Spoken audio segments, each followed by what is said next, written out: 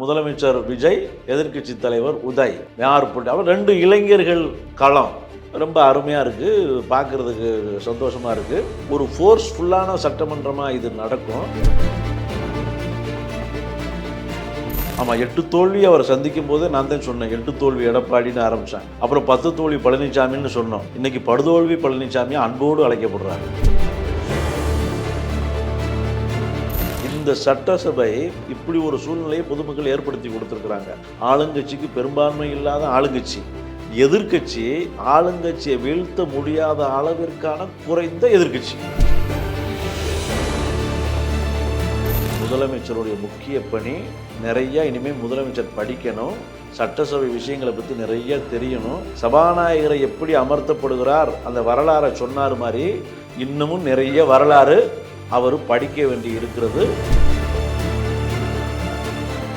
Periyar Maniamma Institute of Science and Technology, Tanjavur, AAA with specialization in electric vehicles and energy engineering.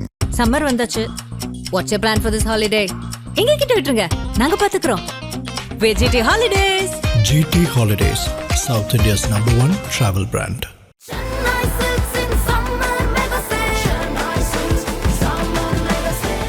The Chennai Silks in Mega Summer Sale.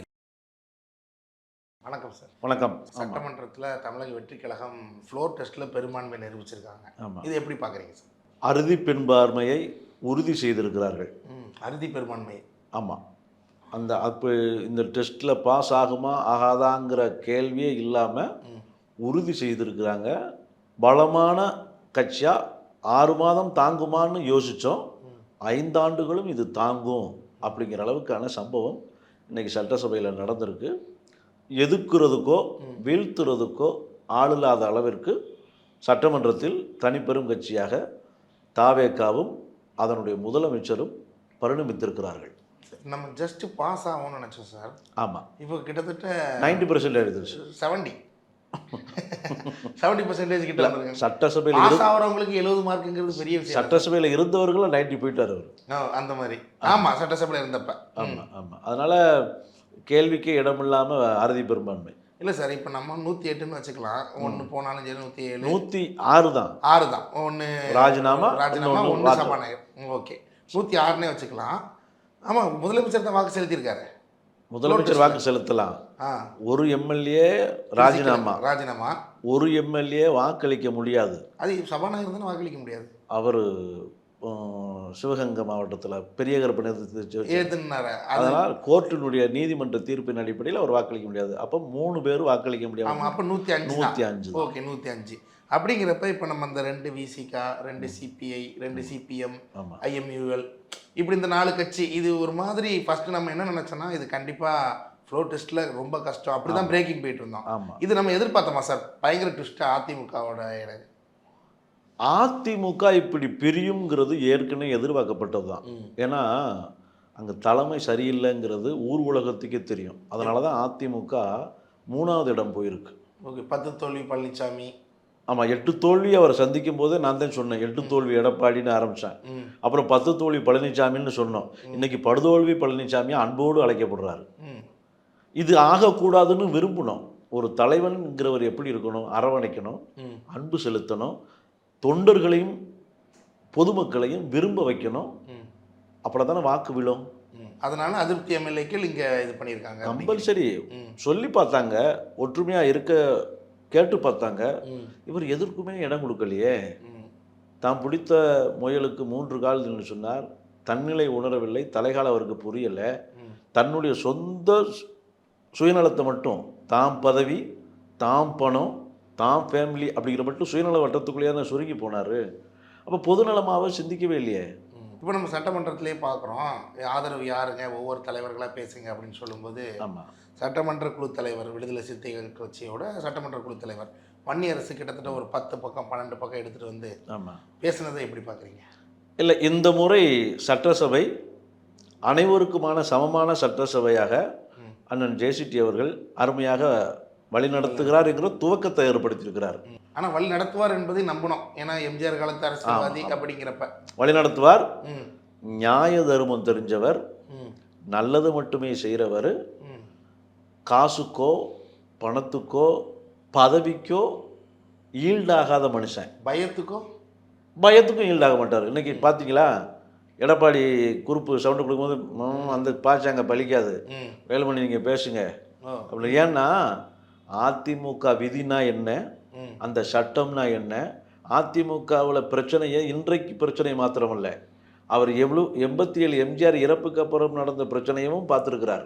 அவை தலைவருக்கு தான் நான் புதுசு, ஆட்சிக்கு பழசு, ஆளுமைக்கு பழசு, இந்த சம்பவத்துக்கு பழசு. இன்னொன்று, இதே அண்ணன் ஜெயசிட்டி தான் எடப்பாடியை கெஞ்சினார்.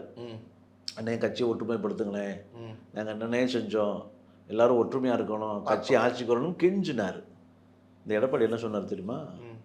ரோட்டில் போகிறவன் வரவனுங்களாம் நான் எப்படிங்க பதில் சொல்லுவேன் அப்படின்னாரு. காலம் தன் வேலையை எப்படி செஞ்சுருக்கு பாருங்க. மாண்புமிகு பேரவைத் தலைவர் அவர்களே, எங்களுக்கு பேச வாய்ப்பு கொடுங்க, கெஞ்ச விட்டுச்சா. இதைத்தான் சொன்ன, ஊழ் வினை உறுத்து வந்து ஊட்டும். இப்போ உள்ள ஸ்டைலில் சொன்னால் கர்மா இஸ் பேக்கு வரதான் செய்யும். ஹிஸ்ட்ரி ரிப்பீட் இட் செல்ஃப்னு சொல்கிறது எதுக்கு? வினை விதைத்தவன் வினை அறுப்பான், திணை விதைத்தவன் திணை அறுப்பான். நம்ம முன்னோர்கள் என்ன முட்டாள்களா சொல்லிட்டு போகிறதுக்கு? எந்த வேலையும் எடப்பாடி செய்ய மாட்டார். அந்த அந்த படிப்பறிவோ பட்டறிவோ யோசிக்கிறோம். இவர் வன்னியரசு அவர்கள் ஒரு 10 லைன் எடுத்துக்கிட்டு இது என்னமோ கேள்வி இது மாதிரி உட்காந்து மொத்தத்தையுமே படித்தார், கோரிக்கை மாதிரி வச்சதெல்லாம் எப்படி பார்க்குறீங்க? இல்லை, அது அவங்களுடைய கேள்விக்கான பதிலுரை மாத்திரம் இல்லை. சட்டமன்றத்தில் அவர் ஒரு கட்சி தலைவர், விடுதலை சிறுத்தைகள் கட்சிக்கு அவர் சட்டமன்ற குழு தலைவர்.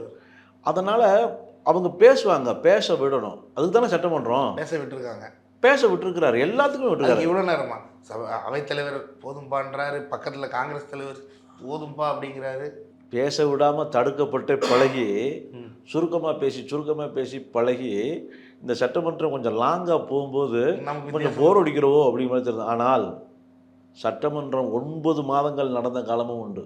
ஆதரவு நிலைப்பாடு என்ன அப்படிங்கிறது, ஆதரவையோ எதிர்ப்பையோ ஒரு வார்த்தையில் சொல்கிறதுக்கு இது வந்து வாட்ஸ்அப் ஸ்டேட்டஸ் கிடையாது, இது சட்டமன்றம். இல்லை சார், இது எப்படின்னா அவர் சொன்ன தோணியை நானும் பார்த்தேன் 3 மணி நேரமா.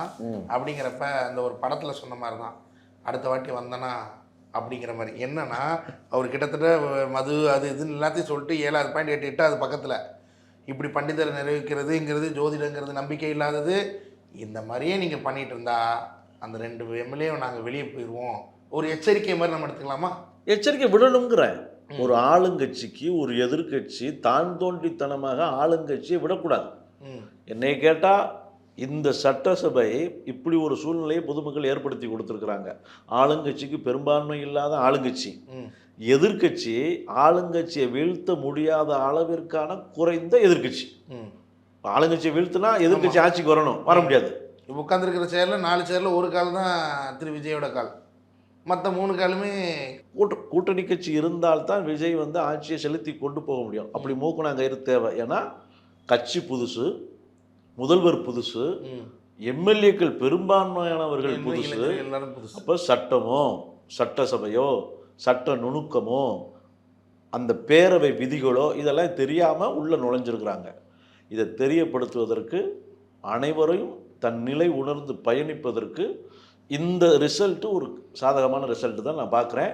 அதைத்தான் முதலமைச்சர் விஜய் அவர்களும் உணர்ந்து அன்றைக்கி சிஎம் பதவியத்தன்னைக்கே சொன்னார், ஜெயிச்சுட்டோங்கிறதுக்காக யாரும் ஆடிடக்கூடாது, நம்மளுடைய பொறுப்பு உணர்ந்து செயல்படணும்னு சொல்லியிருக்கிறார். அதை நான் வரவேற்கிறேன். ஓகே, இப்போ இதில் முக்கிய அம்சமாக இன்றைக்கி நடந்ததுலேயே ஒரு இது என்னடா இது கேப்டனே உள்ளே வந்துட்டாரா சட்டமன்றத்துக்குள்ளே அப்படிங்கிற மாதிரி திருமதி பிரேமலதா விஜயகாந்த் அவர்கள் சூப்பராக பேசியிருந்தாங்க.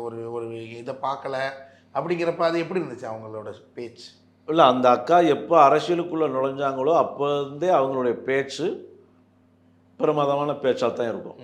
இந்த கட்சியை இன்றளவும் அண்ணன் கேப்டன் உயிரோடு இல்லாட்ட கூட இந்த கட்சியை இந்த அளவுக்கு வழிநடத்தி கொண்டு போகிறதுல அவங்களுக்கு பங்கு, அளப்பரிய பங்கு. இன்றைக்கி ஒரு எம்எல்ஏவும் ஒரு எம்பியும் அந்த கட்சிக்கு வந்திருக்குதுன்னா அதுக்கு அக்கா பிரேமலதானுடைய பேச்சும் செயலுமே காரணம்.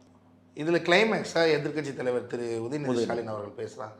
அப்படிங்கிறப்ப அந்த பேச்சில் அழகாக ஒரு மிரட்டும் தோணியும் இருந்தது, நாங்கள் அணுகியும் போவோங்கிற மாதிரி இருந்துச்சு, நாங்கள் இப்படி இல்லைன்னா நாங்கள் அப்படி இருப்போங்கிற மாதிரி இருந்துச்சு, நாங்கள் போட்ட பிச்சை அப்படி நான் அப்படி சொல்லலை, இருந்தாலும் அப்படிங்கிற மாதிரி தோணி இருந்தது. அதை எப்படி பார்க்குறீங்க? எப்பொழுதுமே திமுக எப்பொழுதெல்லாம் எதிர்க்கட்சியாக இருந்திருக்கிறதோ அப்பொழுதெல்லாம் பிரதமாதமான எதிர்க்கட்சிங்கிற பேரைத்தான் திமுக எடுத்திருக்கிறது. ஆளுங்கட்சி கொடன்னு கொடையும். அந்த நிகழ்வை மீண்டும் எதிர்க்கட்சி தலைவர் அன்பு சகோதரர் உதய் அவர்கள் ஆரம்பித்து வைத்திருக்கிறார். நம்ம இப்படி பேசுவார் நினைச்சோமா? ஏன்னா பேசி முறை அவர் கடந்த 5 ஆண்டுகளுக்கு முன்னாடி இருந்த உதயநிதி வேறு, இன்றைக்கு இருக்கிற உதயநிதி வேறு. இல்லை சார், இப்போ அரசியலுக்கு முன்னாடியே முதல்வர் விஜய் ஆனால் எப்படி சட்டமன்றம் இருக்கும் அந்த அளவுக்கு பேசப்பட்டது. எதிர்க்கட்சி தலைவர் திரு உதயநிதி ஸ்டாலின் ஆனால் எப்படி இருக்குங்கிற மாதிரி கிட்டத்தட்ட டிபேட்டாகவே போச்சு. ஆமாம், அதான் இப்போ என்னென்னா முதலமைச்சர் விஜய், எதிர்க்கட்சி தலைவர் உதய், யார் போட்டு அவர் 2 இளைஞர்கள் களம் ரொம்ப அருமையாக இருக்குது, பார்க்குறதுக்கு சந்தோஷமாக இருக்குது. ஒரு ஃபோர்ஸ்ஃபுல்லான சட்டமன்றமாக இது நடக்கும்.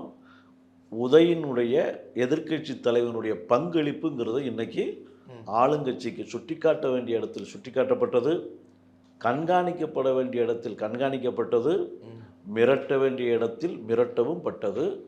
எதிர்க்கட்சியாக எப்படி செயல்படுவோம் அப்படிங்கிறத ஆளுங்கட்சியான முதலமைச்சருக்கும் ஆளும் கட்சிக்கும் அவர் ஒரு உறுத்திட்டு போயிருக்கிறார். நீங்கள் பெரும்பான்மையில் வெற்றி பெற்றுருவீங்க, அது எங்களுக்கு பிரச்சனை இல்லை, இனிமே நீங்கள் எடுக்கிற ஒவ்வொரு நடவடிக்கைக்கும் எங்கள் பிரச்சனைகளை பாருங்க அப்படிங்கிறத சொல்லிட்டு போயிருக்கிறார். திரு உதயநிதி ஸ்டாலின் அப்படி போகும்போது சரிப்பா நாங்கள் சபையில் இருந்தால் நீங்கள் அதிக பெரும்பான்மை அப்படிங்கிற மாதிரி சொல்ல முடியாது, நாங்கள் வெளிநடப்பு பண்ணிடுறோம், போ எடுத்துக்கோங்க இப்படிங்கிற மாதிரி வெளிநடப்பு பண்ணது எப்படி இருந்துச்சு? அது இது வரைக்கும் நம்ம பார்க்காத சட்டமன்றம் இல்லை, நம்ம பார்க்கலாம், இப்படிலாம் சட்டமன்றம் நடந்திருக்கு, நம்மளுக்கு புதுசாக இருக்குது. இந்த ஒரு சட்டமன்றத்தில் இன்னொரு அருமையான விஷயம் என்னென்னா, முழுவதுமாக இடையில கட் செய்யப்படாமல் கண்டினியூவாக ஒளிபரப்பப்பட்டது. இல்லாட்டா இந்த வாக்கெடுப்பு நிகழும் போதெல்லாம் அந்த தேவைக்கு தகுந்த மாதிரி கட் செய்யப்படும். இதுக்கு முன்னாடி யார் இருந்தாலும் அப்படி தான். ஆனால் இன்றைக்கு தொடர்ந்து ஒளிபரப்பப்பட்டது, மக்களுக்கு சின்ன இதுவும் நமக்கு தெரிய வந்துச்சு. டிரான்ஸ்பரண்டான சட்டசபையாக இன்னைக்கு நடந்துச்சு. அப்படி ஒரு சபையை நடத்தினிய அண்ணன் ஜேசிடி பிரபாகரன் அவர்களுக்கு மக்களின் சார்பாக நன்றியும் வாழ்த்துக்களும். ஓகே, நீங்களும் பார்த்துருக்கீங்க, நானும் பார்த்தேன். இப்படி எதிர்க்கட்சி தலைவர் பக்கமாக படிக்கும்போது ஐயோ இப்படி பேசியிருக்காரு, இன்னைக்கு இருக்குடா பதிலுரை, தளபதி விஜய் அவர்கள் இன்னைக்கு வச்சு வாங்க போகிறார் அப்படின்னு நம்ம எல்லாரும் நினச்சதுக்கு ஏமாற்றமே மிஞ்சிச்சு. ஏமாற்றம். அது எப்படி பார்க்குறீங்க? அங்கே முதலமைச்சர் இன்னும் கொஞ்சம் ப்ரெசன்ஸை நல்லா பண்ணியிருக்கலாம். நிறைய கேள்விகள் கேட்கப்பட்டது. இந்த இடத்துல புரட்சி தலைவி அம்மாவோ கலைஞர் அவர்களோ முத்தமிழறிஞர் டாக்டர் கலைஞர் அவர்களோ இருந்திருந்தால் இவ்வளவு கேள்விகளுக்கு சட்டமன்றம் ஒரு பெரிய விவாத மன்றமாகவே மாறியிருக்கும். ஆனால் இன்றைக்கு முதல்வர் ஒரு கோட்டை தாண்டி வெளியே வரல. கோட்டை தாண்டி வரலையா இல்லை எழுதி கொடுக்கவில்லையா? அந்த அவர் எழுத்தை தாண்டி படிக்கலை அப்படிங்கிற மாதிரி தான் அந்த சீன் இருந்துச்சு. நம்ம அதை ஒத்துக்கிட்டு அதை பூசி முழுகிறது. ஏன்னா அப்போ இடையில திரு உதயநிதி ஸ்டாலின் இதுதான் பேசுவாருங்கிறது முன்னாடியே தெரியாது. இப்படி தான் பேசுவாருன்னு தெரிஞ்சிருந்தா அதுக்கு ஒரு பதில் எழுதிட்டு வந்திருக்கலாம். ஆமாம், ஒரு இப்போ அங்கே ப்ரெசன்ஸ் ஆஃப் மைண்ட்ஸுங்கிறது ரொம்ப வேணும். இனிமேல் சட்டமன்றத்தில் நிறைய கேள்விகள் கேட்கப்படும். என்ன கேள்வி கேட்கப்படலாங்கிற கேள்வி முன்னாடியே எழுதி தரப்படும், அதுக்கு பதில் வச்சுருப்பாங்க. ஆனால் துணை கேள்விகளும் கேட்பாங்க. துணை கேள்விகள் என்ன கேட்க போகிறாங்கன்னு யாருக்கும் தெரியாது. அதற்கான பதிலுரைகளை தெளிவாக தயார்படுத்தி வைத்து கொள்ள வேண்டியது முதலமைச்சருடைய முக்கிய பணி. நிறைய இனிமேல் முதலமைச்சர் படிக்கணும், சட்டசபை விஷயங்களை பற்றி நிறைய தெரியணும். சபாநாயகரை எப்படி அமர்த்தப்படுகிறார் அந்த வரலாறை சொன்னார் மாதிரி இன்னமும் நிறைய வரலாறு அவர் படிக்க வேண்டி இருக்கிறது. அந்த படிப்பை கற்றுக்கொள்வார் என்றே நான் நினைக்கிறேன். ஏன்னா அவர் தன்னை மாற்றிக்கொண்டே வருகிறார். ஒவ்வொரு கட்டத்திலையும் தன்னை இம்ப்ரூவ் பண்ணிகிட்டே வர்றாரு. ஆரம்பத்தில் தாவேக்காவினர் ரொம்ப குளறுபடி பண்ணிடுவாங்க, விசிலடிச்சான் குஞ்சுகள் மாறிடுவாங்க, ஒரு சட்டம் ஒழுங்கை ஏற்படுத்திடுவாங்கங்கிற ஒரு பிம்பம் இருந்துச்சு. அப்படி ஒரு பிம்பத்தை இல்லாமல் அந்த கட்சியினுடைய பொதுச் செயலாளர் உணர்ந்து, தலைவர் உணர்த்தப்பட்டு அதெல்லாம் ஆஃப் பண்ணியிருக்கிறாங்க. அதனால் இது ஒரு நெருடலும் இன்னும் நல்லா சிறப்பாக பண்ணியிருக்கிறாங்கிற ஒரு எதிர்பார்ப்பும் இருந்தது. இனிமேலும் செய்வார் என்று எதிர்பார்ப்போம். ஓகே, இப்போ நம்ம இவர் காமராஜர் அவர்கள் பேச்சை நம்ம பார்க்கும்போது எனக்கு ஊரே காப்பாற்றுறவர் விஜய் அவர்கள் என்ன காப்பாற்ற மாட்டாரா அப்படிங்கிற மாதிரி அம்மா மக்கள் முன்னேற்ற கழகம் டிடிவி விதிநகரனுக்கு பயந்து நான் இப்படி ஆதரவு வச்சா என்ன எதுவும் பண்ணிடுவாங்களோ அப்படிங்கிற அந்த பயத்திலேயே இது பண்ணுற மாதிரி இருந்துச்சா? இல்லை, அதுதான் இந்த விஷயத்தில் இந்த முடிவில் இந்த தேர்தலில் அண்ணன் டிடிவியினுடைய செயல்பாடு என்பது அவரா இவர் அப்படிங்கிற மாதிரி தான் இருந்துச்சு. ஏன் அவர் குக்கர்லேருந்து வெளியே வரணுங்கிற மாதிரி இருந்துச்சு காமராஜுக்கு? குக்கர்லேருந்து ஏன் வெளியே வரணுங்கிற மாதிரி வெளியே வந்ததுக்கு அண்ணன் டிடிவி தான் காரணம். குக்கர்லேருந்து வெளியே வந்ததுக்கு டிடிவி காரணமா இல்லை குக்கருக்கும் மேலே விசில் இருக்கனாலையா? விசில் வரத்தானே செய்யும். குக்கருக்கும் மேலே விசில் இருக்குல்ல, அப்போ அதுதானே முக்கியம். எவ்வளோதான் பெரிய குக்கராக இருந்தாலும் விசில் குக்கர் மேலே தானே அடிக்கும், கீழே அடிக்காது இல்லை. அதனால குக்கர் விசில் அடிச்சிருச்சு. நம்ம குக்கர் விசில் அடிச்சாது நம்ம சமைச்சு பார்ப்போம். குக்கர் அடிச்சிருக்கான்னு பார்க்க மாட்டோம். விசில் தான் முக்கியம். விசில் அடிச்சிருச்சு. அதனால ஒரு எம்எல்ஏவும் அவர் இழக்க வேண்டிய சூழ்நிலை அன்எக்ஸ்பெக்டட். ஏன்னா முந்தின நாள் அவ்வளோ பிரச்சனைகள்லாம் பார்த்தோம். இல்லை, அது அவ்வளவு தூரத்துக்கு மெனக்கெட்டிருக்க வேண்டிய தேவையில்லை. இது ஓவர் ஆக்ஷன் மாதிரி தான் இருந்துச்சு. அதாவது எடப்பாடிக்காக இவ்வளவு மெனக்கெட்ட வேண்டிய தேவையே இல்லை. அந்த அளவுக்கு எடப்பாடி ஒருத்தும் கிடையாது. இது ஈஸியாக சிம்பிளாக முடிச்சிருக்க வேண்டிய வேட்டரை வந்து ரொம்ப லென்த்தாக்கி தினகரன் ஏன் இவ்வளவு சீப்பாக நடந்துக்கிட்டாரு அப்படிங்கிற இமேஜத்தை மக்கள் மத்தியில் கொடுத்துருக்கு. இறுதியாக சார், இந்த ஆட்சி இதுக்கப்புறம் இனிமேல் ஃப்ளோர் டெஸ்ட்டு பெரும்பான்மை நிரூபிக்கிற மாதிரி அந்த காலம் வருமா, இல்லை ஓரளவு மேனேஜ் பண்ணி கொண்டு போவாங்களா? இன்றைய சூழ்நிலை தொடர்ந்தால் பெரும்பான்மைக்கான கேள்வியே எழாது.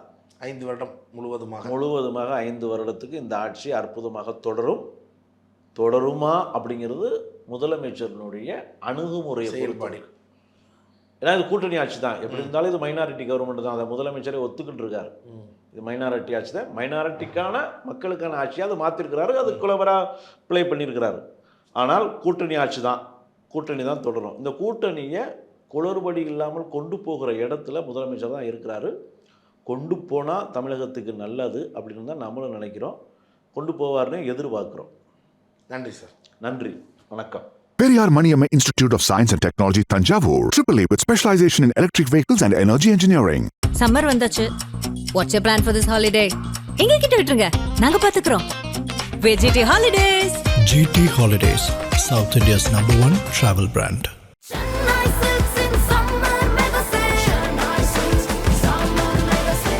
The Chennai Silks in Mega Summer Sale.